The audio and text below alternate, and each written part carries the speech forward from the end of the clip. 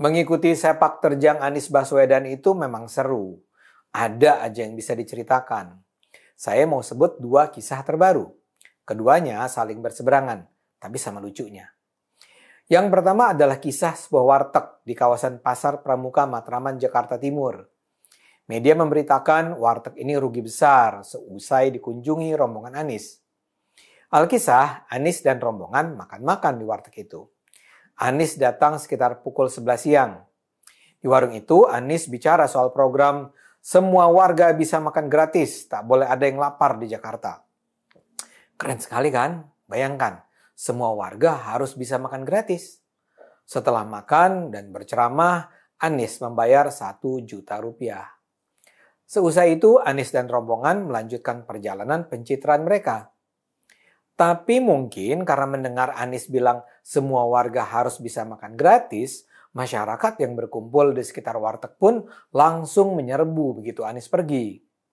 Makanan di warteg milik Mas Takuri itu langsung ludes, hanya setengah jam setelah kunjungan Anies.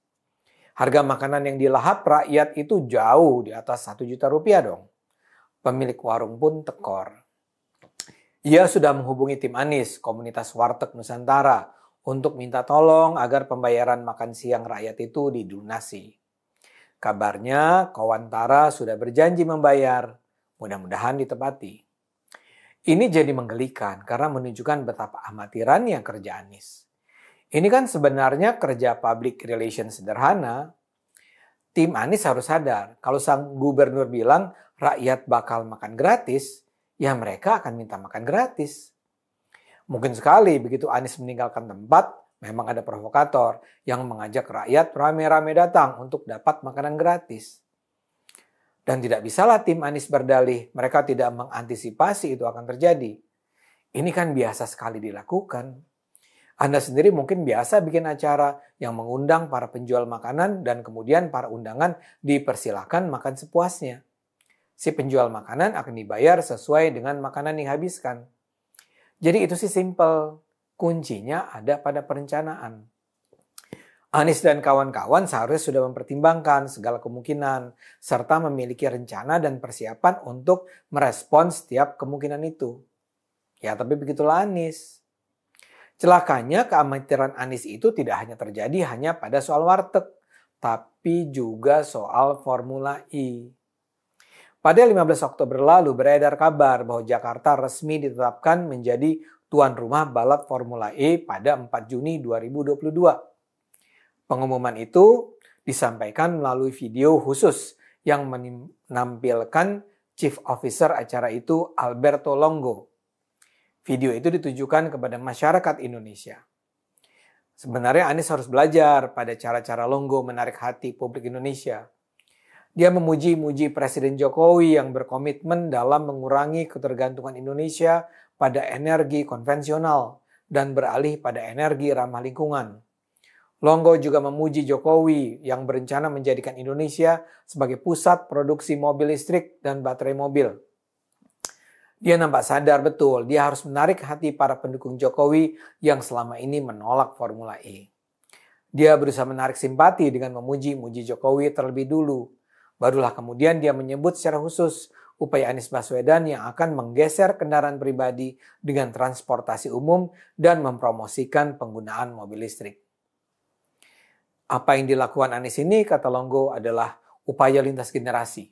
Dan Formula E akan membantu untuk merangkul partisipasi generasi muda dan para milenial. Sampai di sini semua nampak lancar. Jadi balap Formula E sudah dijadwalkan dilakukan 4 Juni 2022. Jadi apalagi yang kurang? Pertanyaannya, benarkah Jakarta siap? Pada titik itulah kita layak ragu.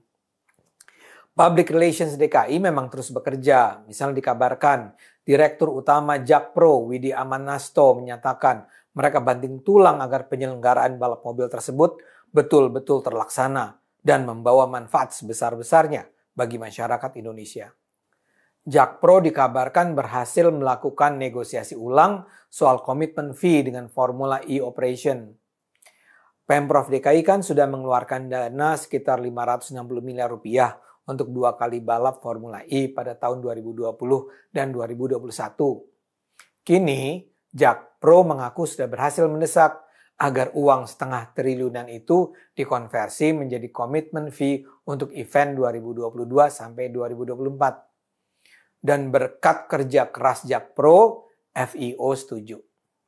Widi juga menyatakan penyelenggaraan Formula E ke depan tidak lagi menggunakan anggaran pendapatan belanja daerah APBD DKI Jakarta. Selama ini kan sudah ada kucuran dana dari Pemprov DKI. Nah, uang itulah yang menurut Widi akan digunakan sebagai modal Jakpro untuk terus diputar sehingga membawa keuntungan. Widi mengatakan pembiayaan Formula E ke depan sepenuhnya bergantung pada sponsorship. Dengan agak sombong dia bilang sponsor antriannya panjang. Diperkirakan Jakpro bisa mendapat sponsorship dari penyelenggaraan Formula E sebesar 300 miliar rupiah. Padahal biaya penyelenggaraan balap mobil Formula E cuma 150 miliar rupiah untuk sekali balapan. Jadi bukannya buntung, Jakpro justru akan untung. Semua nampak keren kan? Tapi sayangnya soal sponsorship itu semua baru berhenti di hayalan. Ketika ditanya siapa saja yang sudah bersedia menjadi sponsor, jawabannya adalah belum ada. Loh kok belum ada?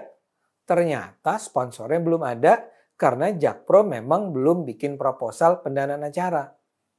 Dan proposal itu belum bisa dibuat karena sampai sekarang Jakpro belum tahu di wilayah mana sirkuit balapan Formula E akan dibangun. Karena wilayah sirkuit belum jelas, proposal belum dibuat. Dan karena proposal belum dibuat, mana ada sponsor yang mau berkomitmen. Loh kok bisa belum tahu wilayah sirkuit? Ya karena perencanaan balap mobil berskala internasional ini amatiran. Perjalanan mencari lokasi sirkuit Formula E ini sudah dilakukan sejak awal tahun 2020. Pemprov ketika itu dengan riang gembira dan bangga menetapkan kawasan Monas di Medan Merdeka, Jakarta Pusat sebagai lokasi sirkuit. Ratusan pohon di sekitar Monas sudah ditebang. Tapi yang Anies tidak ketahui adalah mereka tidak boleh begitu saja mengutak-atik wilayah Monas yang berada di bawah otoritas pemerintah pusat. Maka walau Monas sudah dimulai dirombak, pembangunan sirkuit terpaksa dihentikan karena masalah perizinan.